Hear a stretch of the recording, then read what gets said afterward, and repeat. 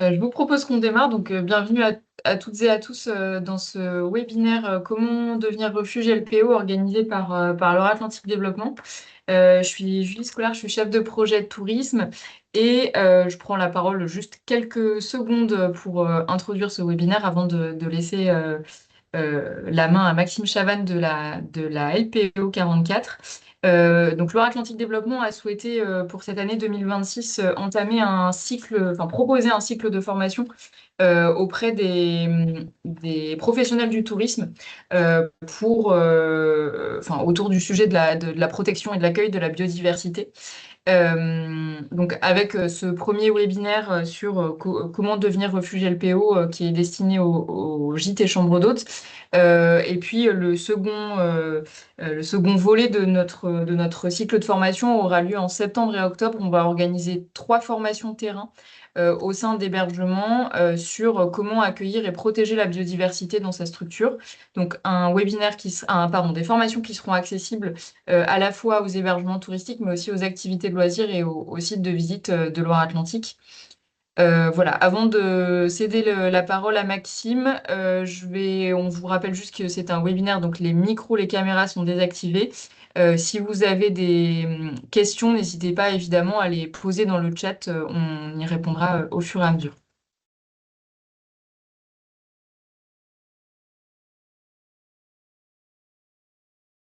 Toutes et tous, je suis Maxime de la Ligue pour la protection des oiseaux de Loire-Atlantique. Je vais avoir l'occasion de vous présenter un petit peu tout ça.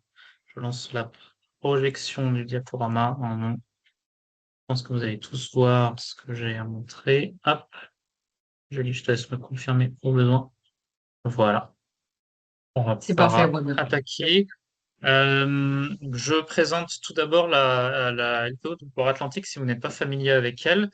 Ou la LPO en général. La LPO, c'est donc une association loi 1901 qui a été créée en 1912.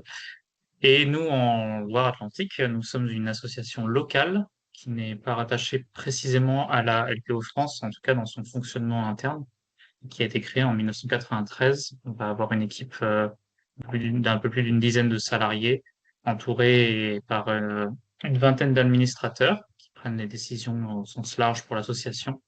Et puis ensuite, on va avoir tout un réseau de bénévoles qui vont agir sur le département au sein des groupes locaux et sur la thématique des refuges notamment. Donc il y a un groupe de personnes qui vont être là pour échanger pour les différents types de refuges. On aura l'occasion d'en reparler un petit peu après. Et à l'AIPO, bon, en tout cas en Loire-Atlantique, on va avoir un certain nombre d'adhérents qui permettent de faire vivre l'association aussi d'une certaine façon.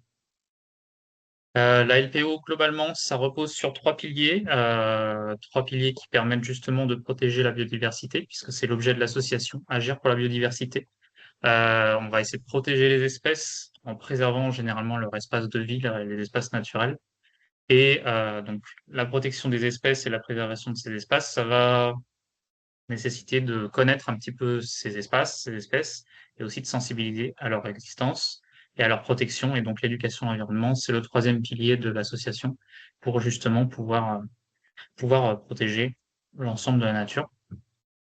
Et un des pivots centraux, le pivot central, c'est la mobilisation citoyenne, c'est de sensibiliser justement tout le monde au sein du département et puis après à l'échelle à l'échelle nationale pour justement favoriser la biodiversité près de chez soi. Les refuges LPO, ça rentre vraiment dans cette thématique-là. Pour faire un petit peu de contexte, globalement, la biodiversité, on en entend beaucoup parler. C'est l'ensemble du vivant, faune, flore. On entend beaucoup parler que la biodiversité se porte pas très bien et qu'elle a tendance à être en diminution. Il y a beaucoup de facteurs différents. J'arrête de toucher cette tech.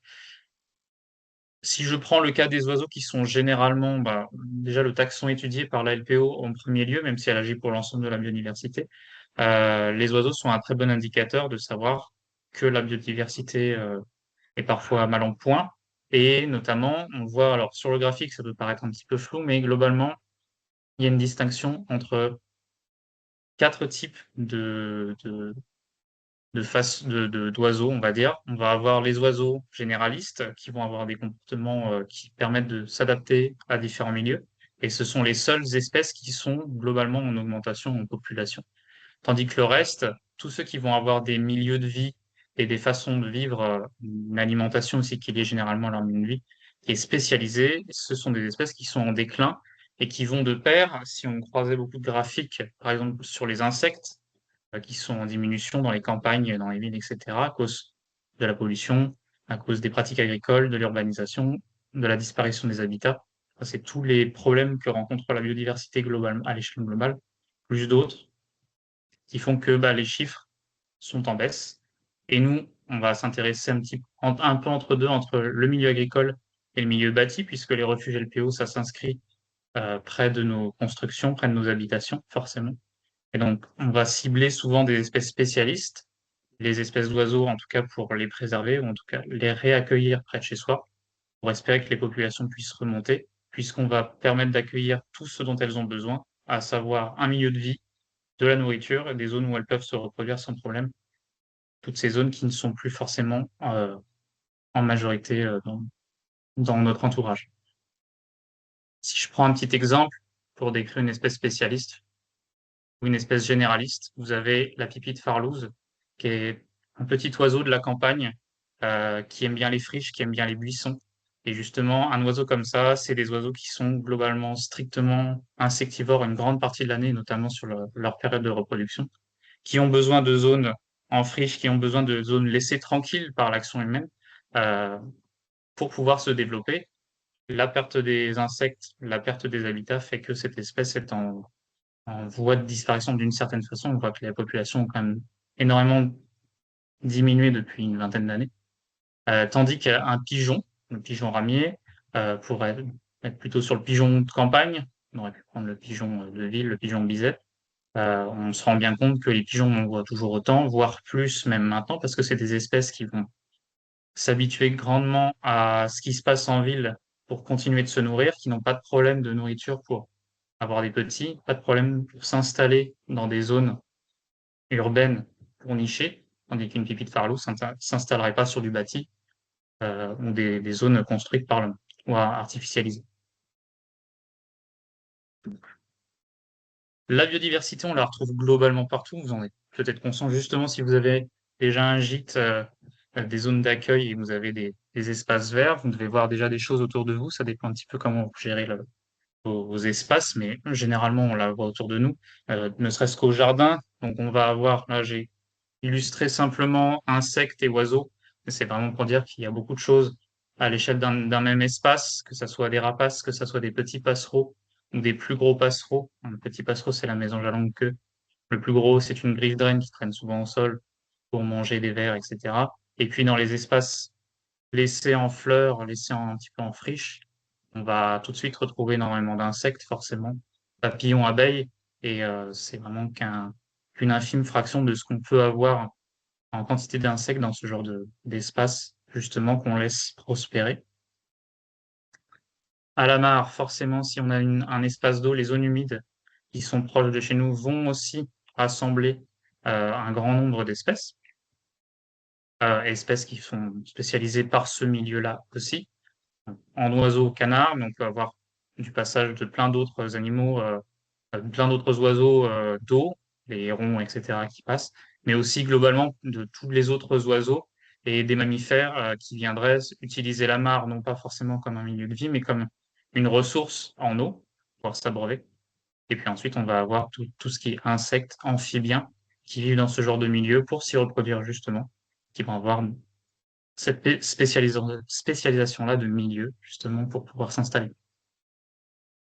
Et en ville, on va avoir également plusieurs autres espèces qui sont vraiment, elles, inféodées à nos zones urbaines et qui sont d'une certaine façon négligées aussi, puisque ce sont des oiseaux, là, il est illustré à un moineau domestique et une mésange charbonnière, et ce sont des oiseaux qui vont s'installer plutôt dans des cavités pour pouvoir faire leur nid. Quand on a une présence de cavités en ville, forcément, c'est intéressant pour eux, mais dès lors qu'on fait des travaux de réparation, de l'isolation par extérieur pour faire de l'économie énergétique, etc. Il y a plein de manières de faire. On ne pense pas forcément comment dire, à replacer des zones favorable pour ces oiseaux-là, qui eux ne vivent plus que là, qui n'ont pas cherché à aller s'installer dans un milieu plus naturel, dans un parc, dans des arbres, etc. Ce que les mésanges peuvent faire, mais ce que les moineaux ne font plus vraiment. Le moineau, c'est le moineau domestique, donc c'est une espèce qui est vraiment liée à nos zones urbaines, et donc dès lors qu'on bouche les trous dans lesquels ils s'installent, toutes les petites cavités intéressantes, ils s'y retrouvent plus, donc ils ne peuvent plus s'installer, et donc les populations sont forcément en baisse à ce niveau-là. En études qui avaient pu être menées sur cette espèce, par exemple, c'était sur Paris, on s'était rendu compte que à cause des nouvelles pratiques de construction, de gestion des parcs avec les produits phytosanitaires, mais aussi les nouveaux bâtiments qui n'intègrent pas de cavités naturelles à l'intérieur, ou des bâtiments qui sont beaucoup plus sur d'autres matériaux comme du verre, etc.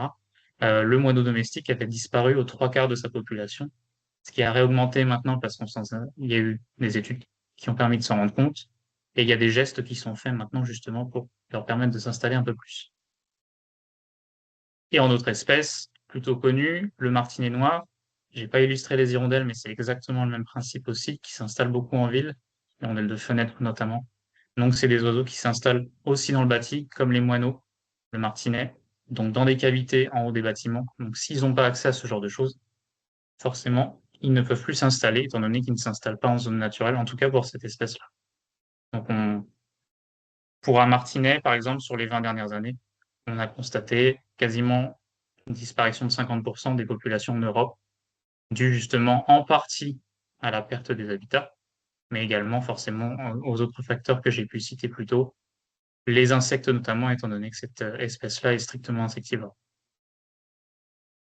Voilà quelques autres exemples sur cette diapositive pour montrer les zones où peuvent s'installer ce genre d'animaux, en rajoutant parmi les oiseaux les chauves-souris, qui sont aussi pour certaines espèces en partie, qui s'installent justement dans les villes et dans nos maisons, une partie de l'année, c'est pas tout le temps. C'est parfois, pour certaines populations, ça peut être pour la reproduction. Pour d'autres, ça peut être des gîtes d'été de repos aux périodes où elles sont présentes entre l'été, l'hiver et l'hiver, jusqu'à l'hiver. Puis ensuite, les périodes d'hibernation se font ailleurs.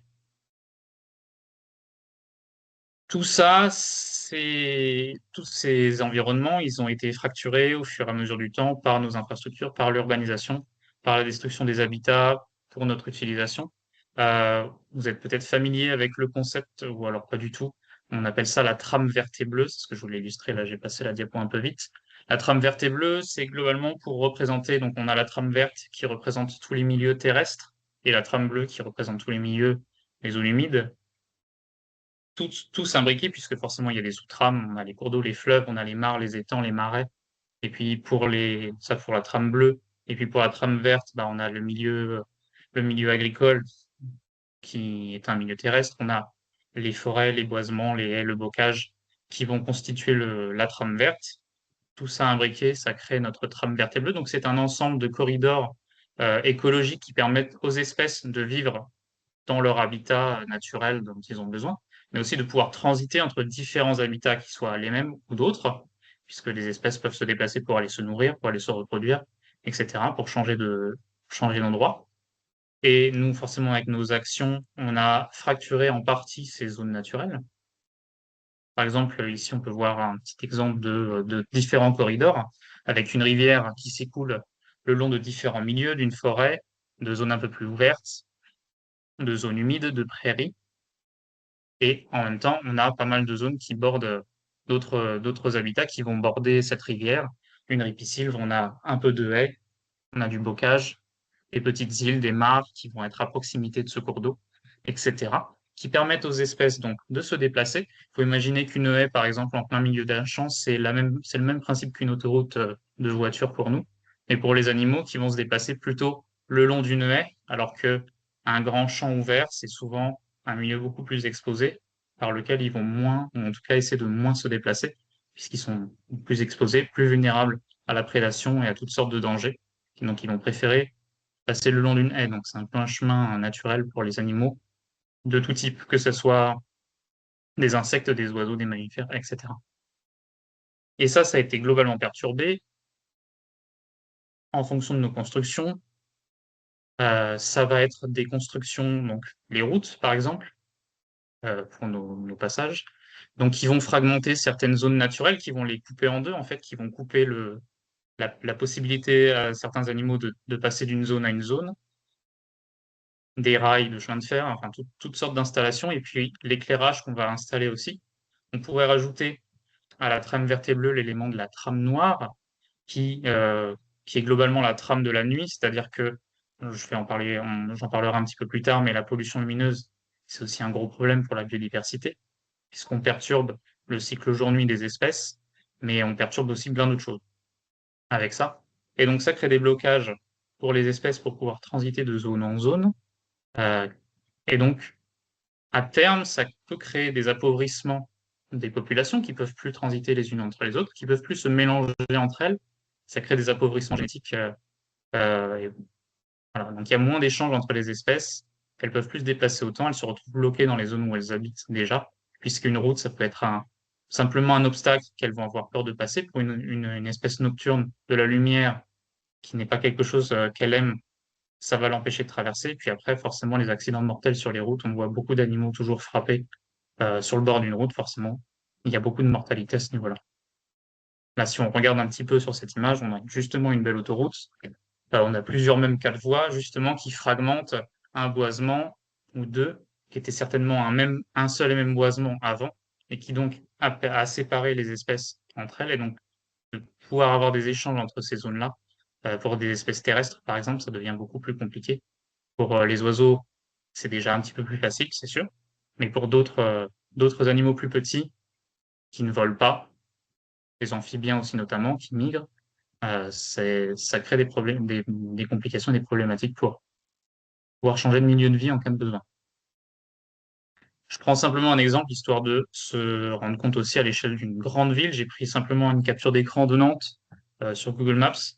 On voit les différents milieux naturels qui sont encore intacts, et puis on voit justement toute l'urbanisation qui a eu lieu, et globalement tous les petits réservoirs de vie qu'on va avoir côté, si vous situez le parc de Procès, avec justement la vallée du Sens aussi qui va passer dans ces zones-là, un petit peu plus haut à la Godinière, qui se jette dans l'herbe. Enfin, il y a plein de zones qui sont encore plus ou moins préservées, où on n'a rien construit dessus.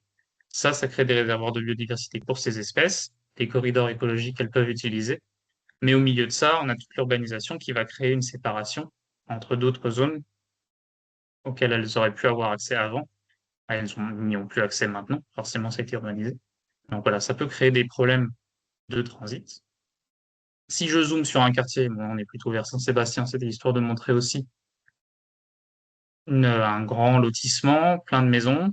On voit plein de petits espaces verts, mais justement qui sont un petit peu séparés par les routes, par les différentes maisons, etc. Donc là, on va rentrer justement dans le sujet des refuges LPO, c'est de se dire que maintenant, les villes sont faites comme ça, c'est-à-dire qu'on a fragmenté globalement les milieux naturels. Il en reste tout de même, puisqu'on a les parcs, les jardins publics, et puis ensuite, on va avoir les jardins privés, justement, des maisons et des résidences. Et le but, ça va être de recréer du mieux qu'on peut, avec le principe du refuge LPO, une nouvelle continuité écologique, de nouveaux corridors écologiques, en favorisant la biodiversité sur notre site, sur notre jardin, sur notre parc. Et si on arrive à créer des refuges adjacents sur les différents jardins qui sont aux alentours, et ben justement, on va déjà recréer une petite dynamique. Les espèces vont pouvoir se déplacer, vont pouvoir s'installer, vont pouvoir se nourrir, et rien qu'en ville. Et ça va déjà recréer une petite dynamique pour la biodiversité et toutes les espèces qu'on peut avoir autour de chez nous. C'est globalement le principe d'un refuge LPO, c'est d'accueillir la nature et de la préserver au mieux. J'ai l'impression d'aller hyper vite. Est-ce qu'il y a déjà des questions? Je m'interromps, Julie, si jamais, parce que j'ai pas de visu sur le chat. Je laisse me dire. Tout va plus. Je continue. Hop. Voilà. Les refuges, donc c'est devenu, grâce à ça, le premier réseau national de jardins écologiques. À l'échelle de la France, c'est plus de 40 000 refuges. Il y a plein de types de refuges différents, je vais les décrire ensuite. Pour au total une surface d'un peu plus de 60 000 hectares qui sont préservés. et qui donc vont permettre d'accueillir un petit peu plus favorablement la biodiversité, en sachant que forcément ce chiffre ne relate que les jardins qui sont, enfin tous les espaces qui sont inscrits en refuge, et c'est un chiffre qui n'est pas réel d'une certaine façon, puisqu'il faut prendre en compte que on a peut-être un espace vert qui n'est pas inscrit en refuge, et pourtant on accueille peut-être déjà la biodiversité de manière très correcte dessus, et on le verra après, justement en respectant différentes choses et en faisant déjà beaucoup d'actions qui sont en faveur de la biodiversité. C'est pas inscrit en refuge, mais ça compte, ce qui fait que ce n'est pas compté dans ces chiffres-là. Ça rentre quand même en ligne de compte pour la préservation de la nature. En Loire-Atlantique, forcément, on en a beaucoup moins, c'est divisé. On est à un peu plus de 2000 refuges, 2100 refuges. Ça, c'est les chiffres de fin 2025, pour un total de quasiment 1500 hectares qui sont préservés. Quand tout à l'heure, je présentais les administrateurs, le réseau bénévole, il faut imaginer qu'on a donc des groupes locaux qui permettent justement d'avoir du contact en fonction des territoires. Peut-être que vous êtes proche, que vous êtes sur un des territoires justement qui sont visibles ici. Et donc, il y a peut-être un ou plusieurs groupes locaux de bénévoles LPO qui sont présents près de chez vous et à qui vous pourriez prendre contact justement pour avoir des conseils, ce genre de choses. En sachant que je passerai le lien ensuite, mais on a un programme de sortie à l'LPO et certaines des sorties se font sur les refuges, justement animés par le groupe refuge, qui permettent justement de découvrir des pratiques, des profils de gens qui se sont lancés dans la préservation avec un refuge LPO et de voir un petit peu comment ils ont aménagé leur espace, que ce soit des particuliers, des établissements, etc. Alors actuellement, sur les groupes de bénévoles, le groupe Pays de la Mai vers Châteaubriand n'est pas très actif, donc si vous êtes plutôt dans ce secteur-là, c'est plutôt vers le groupe Nord qu'il faudra se tourner. Mais on a quand même des bénévoles qui sont répartis, et c'est pas parce qu'on a juste des petits points comme ça sur la carte qu'il n'y a pas des gens un petit peu partout sur le département. Les refuges, c'est plein de choses différentes. Ça part de très petit jusqu'à très grand, étant donné qu'il y a les refuges LPO qui sont sur des balcons, tout simplement. On peut déjà faire des choses à l'échelle d'un balcon. On a trois pots de plantes justement en fleurs qui permettent d'accueillir des insectes. On installe un nichoir, on met un petit abreuvoir et des graines aux oiseaux l'hiver, et ça sert déjà à favoriser la présence d'espèces, en tout cas autour de soi. Donc c'est déjà intéressant.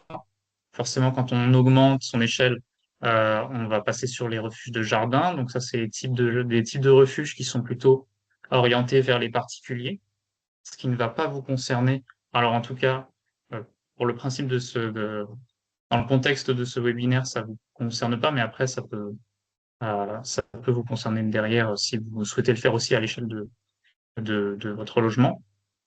Et puis ensuite, on augmente, on va avoir, en termes d'échelle, on va avoir les parcs urbains, les espaces verts, les entreprises, au plus large, les collectivités avec un ensemble de communes ou des communes, et puis les établissements. Alors là, il y a marqué établissement scolaire, mais on peut réduire aussi à établissement.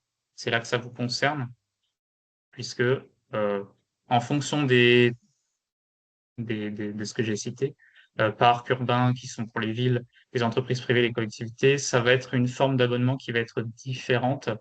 On le verra ensuite. Il faut savoir qu'un refuge LPO, c'est pas un label, c'est pas tamponné, il n'y a pas une reconnaissance très haute de tout ça. Enfin, c'est plus justement une reconnaissance qu'un label. Ça ne prouve rien.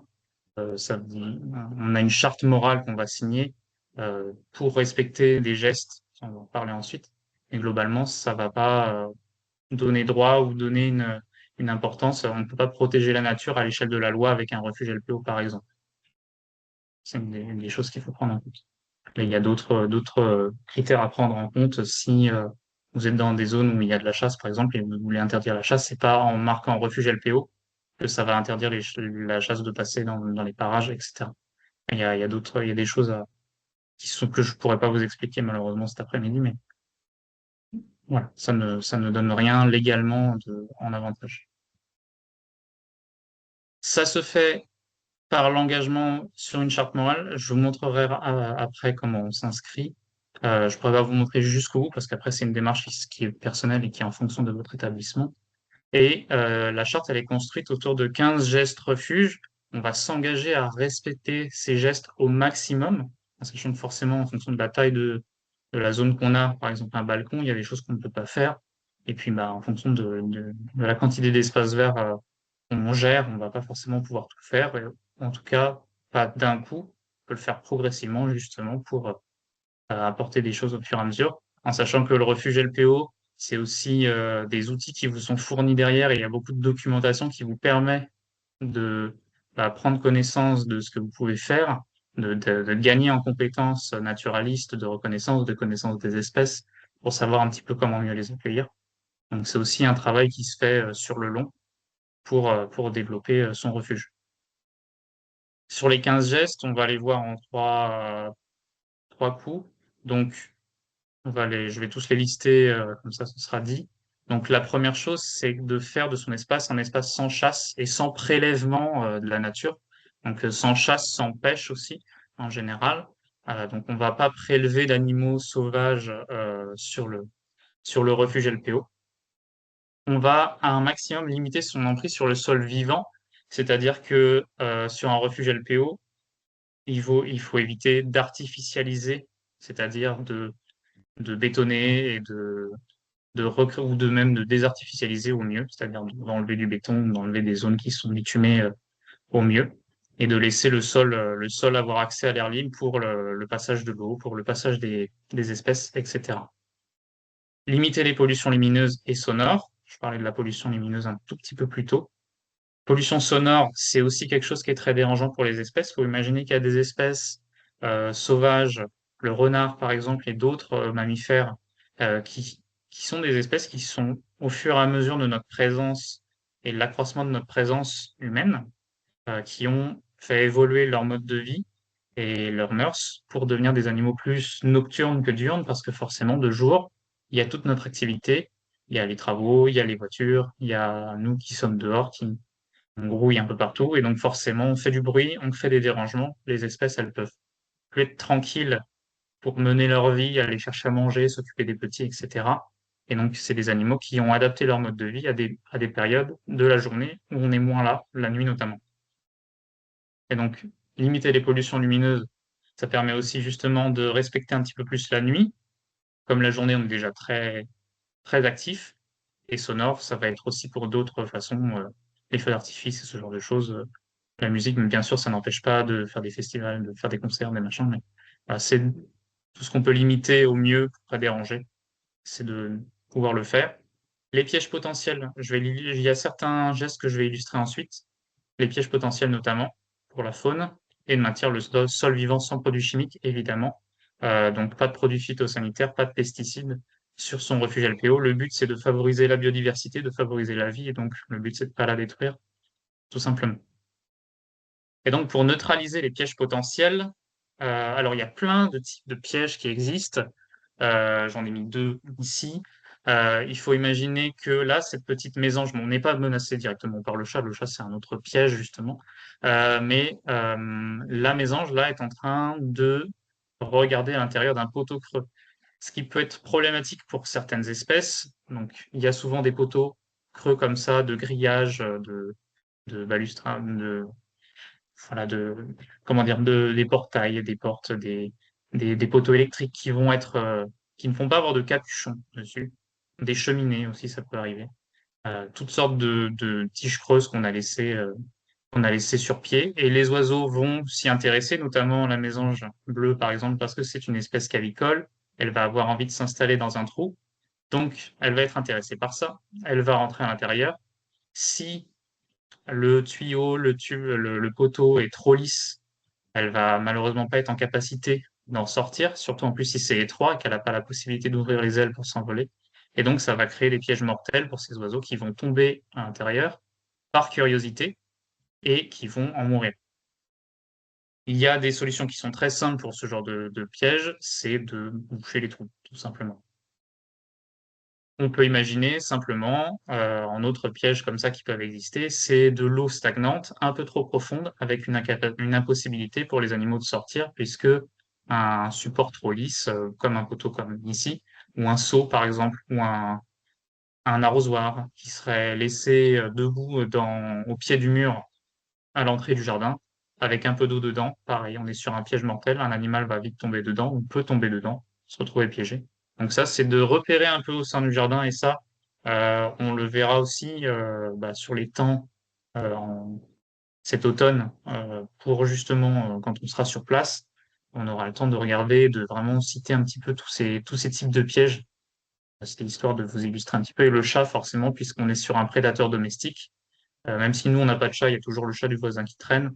Euh, Si on a un chat, et ben, il y a plein de manières différentes de faire en sorte qu'il soit un petit peu moins impactant sur la faune sauvage. Une collerette, un collier coloré, un grelot, le faire sortir un peu moins, ou à des heures où justement on est en capacité de le surveiller si possible, même si ça reste un chat. Ouais, c'est de réussir à limiter son impact le plus possible. Pour la pollution lumineuse, bon là c'était histoire d'illustrer de manière un petit peu dramatique, mais c'est réel, c'est la nuit en Europe, donc c'est difficilement très sombre. Ça perturbe les espèces pour leur cycle de vie, que ce soit des plantes ou des animaux. On a pu constater par exemple sur des nichés de mésanges dans un nichoir, des nichoirs qui étaient trop éclairés même la nuit, qui avaient des mésanges qui avaient des retards de croissance par exemple par rapport à un autre nichoir qui était mieux abrité de la lumière. En tout cas, l'obscurité était vraiment présente la nuit. Les petites mésanges ont grandi plus normalement dans un nichoir où il faisait sombre la nuit que que des mésanges où il y avait de la lumière qui passait toute la journée. Pour des espèces migratrices, c'est un problème, que ce soit des chauves-souris, des insectes et surtout les oiseaux qui vont migrer pour beaucoup d'espèces de nuit qui forcément ont un système de repérage qui est aussi en partie par les étoiles et qui vont être perturbés par la lumière de nos villes en ne voyant plus les étoiles, en ne voyant plus le ciel nocturne, et aussi en pensant que le jour est déjà là, et donc forcément, qui ne vont pas faire leur voyage comme il faut, ou en tout cas être perturbés dans leur migration. Donc il y a plein de problèmes comme ça. Donc d'éteindre un maximum les lumières ou installer des éclairages qui n'éclairent pas non plus le ciel, ça vaut pour les refuges, ça vaut, et ça, si on en parlait plus largement, ça vaudrait aussi pour la gestion des villes. C'est un autre sujet. Pour les 5 prochains gestes, c'est toujours de l'accueil de la biodiversité, donc de favoriser les gîtes naturels pour accueillir la faune sauvage dans son jardin. Donc que ce soit du bricolage simple ou des nichoirs, voilà, de permettre aux espèces de vivre dans votre refuge, en tout cas à l'échelle de l'espace de votre refuge. Faut qu'elles puissent s'y installer, il faut qu'elles puissent aussi se nourrir, donc favoriser l'accès à la ressource alimentaire. On verra que c'est assez logique ensuite. Il y a certains gestes qui sont assez complémentaires aussi, puisque ce geste-là, il va de pair aussi un petit peu avec je plante et préserve des variétés locales d'arbres et arbustes, puisqu'on va avoir des animaux qui vont manger des baies qui sont souvent plutôt sur des arbres, des essences locales, mais aussi si on pense aux insectes qui vont butiner certaines fleurs justement de variétés locales, plus que sur des variétés qu'on va aller trouver dans tout ce qui est jardinant des compagnies, puisque c'est pas des plantes qui sont issues de cet habitat-là, de ce milieu-là, de milieux qui viennent d'ailleurs, et donc c'est pas des plantes auxquelles les insectes sont habitués, alors que ce soit un insecte adulte, un papillon qui irait butiner, ou même sa chenille, qui va plutôt être généralement favoriser une plante particulière pour se nourrir, qui n'est pas une plante qu'on peut trouver en jardinerie. Pour que ces espèces soient là, qu'elles s'y installent, qu'elles puissent se nourrir avec toutes les plantes qu'on a pu installer et autres supports alimentaires, il faut aussi qu'elles puissent transiter sur notre refuge et entre les refuges. Ça rentre aussi justement dans la définition de la trame verte et bleue, de recréer des corridors. Il faut que la faune puisse circuler, c'est-à-dire autant sortir que revenir dans le refuge pour aller justement peut-être dans un autre jardin, dans un autre espace, etc. Ça va être illustré aussi. Et puis, globalement, pour la ressource alimentaire, préserver les variétés d'arbres et arbustes, laisser aussi des herbes hautes et des fleurs sauvages, ça va de pair. Ces 3 gestes-là sont assez complémentaires, puisque c'est de la ressource alimentaire pour les insectes, pour les oiseaux, pour les mammifères, etc., etc. Donc justement, accueillir la faune dans son jardin avec des gîtes naturels, on voit quelques exemples. Une simple bûche percée de trous qui permet aux abeilles solitaires de s'installer, de pouvoir pondre leurs œufs et permettre aux larves de se développer à l'intérieur. Ça peut être dans des rondins comme ça, certaines espèces. Il y a certaines espèces qui vont s'installer sur le bâti aussi, dans nos murs, donc des trous dans une brique, ça peut être intéressant. On voit sous un tas de bois quelques tuiles qui ont été superposées, ça peut être intéressant pour les lézards. En plus, le lézard, c'est un prédateur naturel de beaucoup d'insectes qui peuvent parfois être dérangeants. Donc on recrée aussi au sein de son refuge, quand on réaborde de la biodiversité, on recrée naturellement des chaînes alimentaires qui étaient perturbées par l'absence d'habitat favorable à certaines espèces, et aussi avec les produits qu'on mettait, par exemple un pesticide. Les pesticides naturels, ce sont les insectes qui sont insectivores, les oiseaux, les lézards, les amphibiens, etc. Et puis des nichoirs à oiseaux, tout simplement. Sur les arbres, ou pas, certains arbres suffisamment vieux, généralement, sont pleins de trous qui sont très, très accueillants pour la faune. Et puis, bah, il y a plein d'autres exemples, encore une fois, de gîte qu'on peut bricoler ou restructurer un petit peu au sein de son espace. Favoriser l'accès à la ressource alimentaire, c'était avec des plantes plutôt locales. On a l'exemple du lierre en bas à droite, qui est une plante justement qui est très intéressante, qui fleurit à l'automne pour les insectes, qui fructifie à l'hiver pour les oiseaux qui sont sédentaires. Donc, pour le merle notamment, qu'on voit sur l'autre image, qui est sur un autre arbre que je n'identifie pas. Voilà. Mais donc, des arbres qui font des baies, qui sont mellifères, qui attirent les insectes, puis les oiseaux, etc. C'est toujours très intéressant. Et de favoriser la circulation de la faune, c'est par exemple un petit trou dans le grillage comme ça. Ça sert notamment, on en parle beaucoup, les passes à hérissons qui servent justement à ces animaux-là à traverser des espaces parce que justement ils se déplacent beaucoup. Et plutôt que de venir se coincer dans un grillage et de ne pas pouvoir en sortir ou de traverser des routes qui sont trop dangereuses pour eux, c'est intéressant de favoriser la circulation de cette manière-là.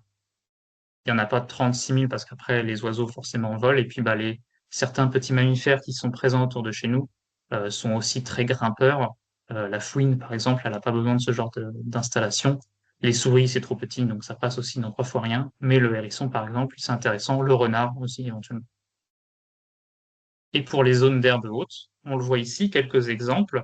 Nous, on est très habitués au jardin à la française, à l'anglaise, le jardin de Versailles, etc., où tout est bien tondu, bien taillé. Mais malheureusement, de l'herbe tondue, c'est souvent une zone plutôt morte, puisqu'on ne retrouve pas de plantes qui poussent, qui sont intéressantes, qui permettent aux insectes de se développer. Donc là, de laisser, ça ne veut pas dire qu'on ne peut plus tondre sur son espace, même à l'échelle d'un refuge LPO.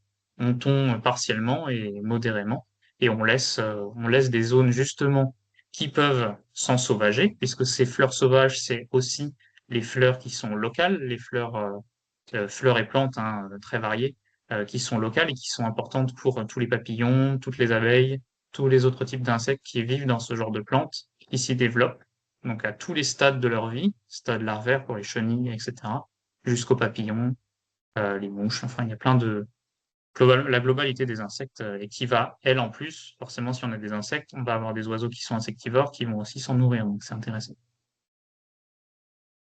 Et pour les derniers gestes, on va avoir je cohabite avec la faune sauvage du bâti, ça va être illustré aussi. Et en complément de l'alimentation, l'eau aussi, c'est quelque chose qu'on peut faire, et ça tout le long de l'année. Récupérer de l'eau de pluie déjà pour moins utiliser l'eau potable au robinet pour arroser et ce genre de choses. Ça fait des économies également. Et puis bah, disposer des points d'eau pour la faune. On peut, et ça c'est plus pour nous aussi, transformer ces déchets organiques en compost, forcément, réutiliser au potager derrière.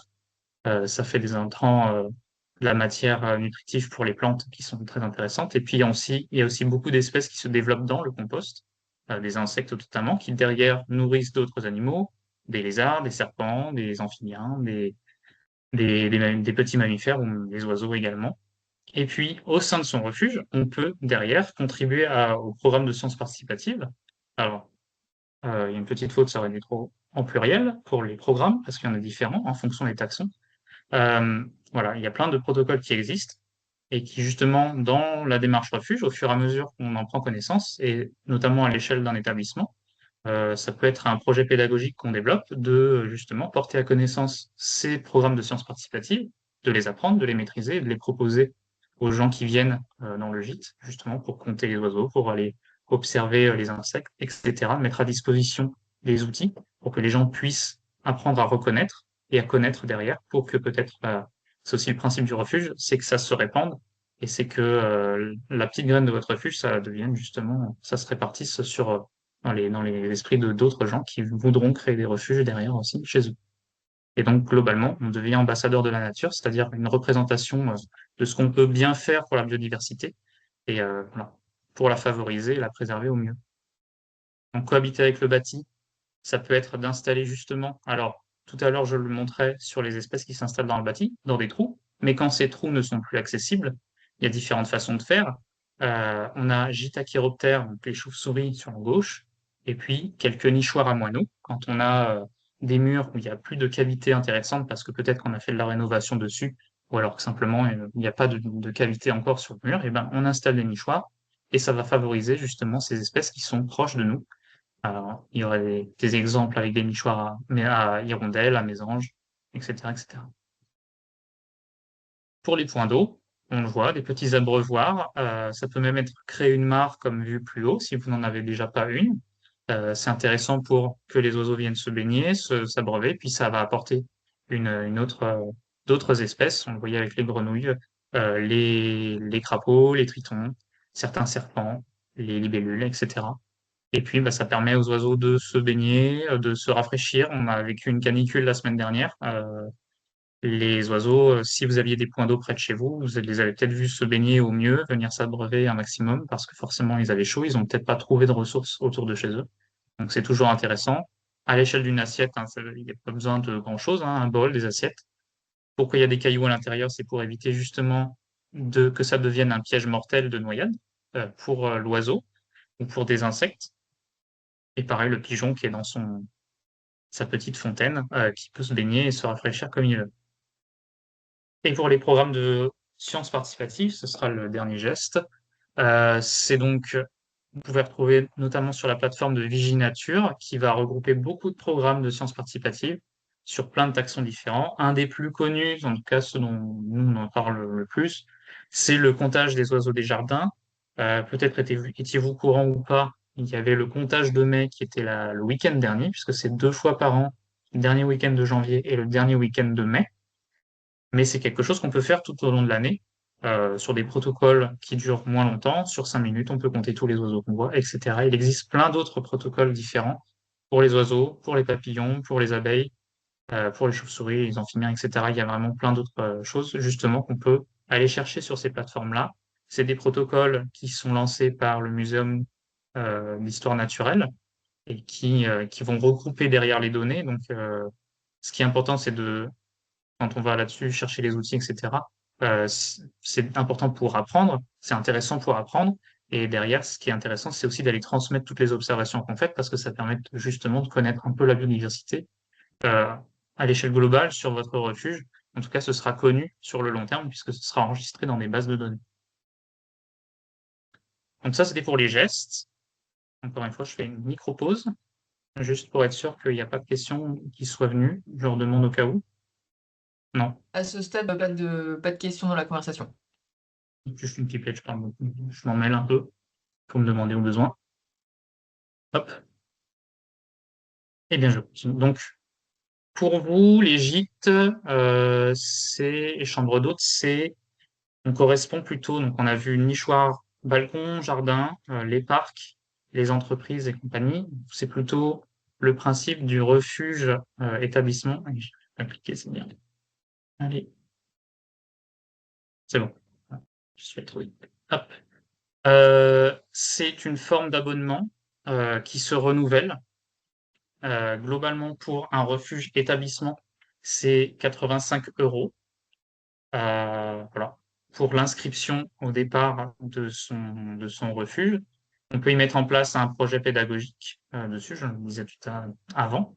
Comment on s'y engage? Eh ben, on va globalement signer, enfin, s'engager à respecter la charte des refuges avec les 15 gestes que je viens de vous présenter. On s'y inscrit sur le site, et ça, c'est le site qu'il faudra retenir. Alors, si je vous l'envoie pas dans le chat après, je pourrais envoyer à Julie par mail ensuite l'ensemble des liens que je peux présenter, justement pour que vous y ayez accès. Mais globalement, c'est mon espace LPO. en sachant que c'est là où on va pouvoir créer justement tout ça, en sachant que vous pouvez le créer au départ à votre nom. C'est l'espace sur lequel on peut aller régler son adhésion à la LPO, devenir bénévole, regarder différentes choses, accéder à la boutique, enfin, il y a plein de possibilités. Et puis derrière, c'est aussi la plateforme sur laquelle on va pouvoir renseigner son refuge LPO, mais en tant que personne morale, je vais le montrer après, rapidement. Ça dure 3 ans, ce premier refuge, cette première inscription, et c'est un renouvellement derrière qui coûte 45 € pour après 3 ans, si vous avez envie de continuer d'être refuge. Voilà, on a inscrit dans les bases de données. Et, ça vous donne accès à plusieurs choses. Donc, vous avez la newsletter donc, qui présente les refuges, qui présente un petit peu ce qui se fait à l'échelle de refuge. Des fois, il y a des témoignages, etc. Vous avez une petite réduction sur les offres d'abonnement pour l'Oiseau Magazine. Vous avez votre espace web qui vous est dédié. Et puis, bah, les conseils de la LPO, en tout cas, vous pouvez nous joindre sans souci pour avoir des conseils sur ce qui s'y passe. Et puis, en fonction de là où vous êtes implanté, en fonction du lien que vous avez aussi avec la LPO locale, alors forcément ici, ce sera la LPO Loire-Atlantique. Ce qui peut être intéressant, c'est qu'on vous sollicite ou vous nous sollicitiez pour essayer de faire découvrir votre refuge, justement, de l'ouvrir au grand public. En tout cas, nous, on demande toujours tous les ans de savoir un petit peu s'il y a des établissements, des particuliers qui veulent ouvrir leur jardin sur une date pour présenter leur refuge. Et ça s'inscrit dans notre programme de sortie en général. Et donc, voilà, c'est des choses, ça crée du lien avec l'association aussi. On essaye d'être là pour les différents refuges du mieux qu'on peut. Il y a un coffret aussi qui est reçu avec le panneau de votre refuge qui est nominatif, qui peut arriver un petit peu plus tard en général que le dit coffret. Et puis des guides pédagogiques justement pour commencer à apprendre ou avoir des outils à proposer aux gens qui passeraient chez vous aussi. Et puis bah, un nichoir justement, si vous n'en avez pas déjà, pour Petite Mésange, notre mésange bleue, pour ce genre de refuge. L'espace LPO, ça se présente comme ceci pour quand enfin, quand c'est nominatif. Voilà, les différents onglets auxquels on a accès derrière. Et puis, quand on va créer, alors là, je pourrais pas vous le montrer précisément la plateforme, mais ça ressemble globalement à ça pour gérer son refuge. Si vous allez ensuite vous inscrire en refuge, en tant que refuge établissement, vous allez arriver sur la page d'accueil qui ressemble à ceci. Donc, il y aura création de compte avant à cliquer, je suis déjà allé dessus. Et puis, plutôt que de saisir que vous êtes un particulier, il faudra saisir que vous êtes une personne morale et le décrire, savoir si vous êtes plutôt secteur public ou secteur privé. Et puis derrière, préciser un petit peu l'établissement que vous êtes. Et puis, vous allez pouvoir renseigner, suite à ça, l'adresse email qui sera liée à votre refuge. Donc, il faudra bien choisir. Ça peut être justement l'adresse email de votre gîte, par exemple. Et puis, pour administrer le refuge, vous allez avoir le processus des créations derrière où on va vous demander de signer la charte, d'accepter la charte, etc. Vous allez pouvoir la relire avec les 15 gestes, etc. Et puis renseigner différentes informations sur le refuge, la personne qui gère, la surface, etc. Et puis, il y aura un petit temps que le dossier soit accepté, que ce soit traité. Alors ça, c'est pas nous qui le traitons à l'échelle de la LPO Loire-Atlantique. À ce moment-là, c'est la LPO France qui va gérer tout ça. Donc, si vous avez un souci, si ça prend trop de temps, vous pouvez quand même prendre contact avec nous. Et nous, on renverra la question à la LPO France justement pour savoir où le dossier en est avant de vous faire un retour ou alors que eux vous fassent un retour si jamais il y a vraiment des soucis. Et je crois que j'arrive à la fin. Alors justement ça, je coupe ici. Et ça, c'était les liens que je voulais vous transmettre. Il y a différents dépliants et outils que je vais vous envoyer dans le chat. Alors, soit ça suffira et pour y avoir accès, soit vous pourrez aller directement, je vous les renverrai directement à Julie pour qu'elle puisse vous les transmettre aussi. Alors, justement, c'est les sites de la LPO tout simplement, parce que j'ai rien inventé là cet après-midi dans ce que je viens de raconter. Euh, il y a beaucoup de choses qui sont disponibles sur le site de la LPO avec le descriptif des refuges, globalement. Il y a aussi des témoignages sur les différents refuges qui existent aussi. Alors, tous ne sont pas refuges établissements, ça peut être des entreprises, ça peut être des particuliers, etc. Donc, ça peut faire un peu de lecture si ça vous intéresse, en sachant que rien que par le premier lien que j'ai envoyé, vous avez les 15 gestes qui sont redécrits un par un, avec des images, avec des accès à des documents. qui vont vous expliquer plus en profondeur certaines choses ou qui vont vous illustrer certains sujets qui ont été plus ou moins développés ici, en tout cas pour chaque geste. Pour le refuge établissement, ça, c'est un petit document en PDF qui se télécharge, qui résume un peu la façon de créer le refuge, en tout cas le coût, les détails techniques que j'ai pu montrer rapidement. La présentation, je l'enverrai aussi à Julie, qu'elle puisse la transmettre. Voilà. Tout le détail de création, ça, ce sera à vous de faire de toute manière. Et puis normalement, si j'ai rien oublié, si j'ai oublié ça, ça c'est simplement notre, hop, mince. Ça, c'est notre programme de sortie qui est disponible en ligne, qu'on distribue à chaque sortie. Mais voilà, si vous êtes intéressé pour visiter des refuges euh, au sein enfin, sur le département, c'est plutôt des refuges jardins ou parfois établissements. Il y a plusieurs dates qui sont encore prévues. Il y a des choses qui sont inscrites, mais là, il faut s'inscrire plutôt sur notre newsletter. Voilà, pour s'inscrire à ce genre de sortie, si vous voulez découvrir ce genre de choses. Et puis, plus largement, c'est toutes les sorties naturalistes qu'on propose sur le département tout au long de l'année. Si vous voulez aussi en apprendre plus par vous-même et découvrir un petit peu le territoire des zones du département que vous ne connaissez pas encore. Je vais avoir terminé là. J'ai l'impression d'être allé vite et en même temps, ça va, je pense. J'essaie d'être concis. Et on va avoir le temps qui nous reste pour des questions s'il y en a. Si je peux compléter aussi, n'hésitez pas. Je pense que c'est toi, Julie, qui ouvre le micro s'il y a... Je pense pas que les micros puissent être ouverts, mais vous avez la possibilité de taper en fait vos questions dans la conversation de la réunion. A priori, il y a pas de questions à ce stade, mais n'hésitez pas, on vous laisse encore quelques minutes pour les poser. On est évidemment joignable par mail, par téléphone après si Ouais. besoin, si ça soulève des questions chez vous et que vous avez besoin, si vous avez besoin qu'on vous aide. Et puis, on va vous poser trois petites questions par sondage. Vous allez pouvoir répondre normalement sur votre ordinateur pour savoir si vous pouvez, enfin, si vous avez prévu de vous saisir des actions qui ont été présentées aujourd'hui par Maxime en faveur de la biodiversité pour devenir refuge LPO et puis globalement ce que vous avez pensé de ce webinaire. Voilà, merci beaucoup Maxime pour cette présentation. On espère que le contenu vous a plu, la thématique vous a plu. A priori, si vous êtes inscrit, c'est que c'était un sujet qui vous intéressait. Le webinaire sera disponible avec le support de présentation et puis tous les liens ressources que Maxime vient d'envoyer.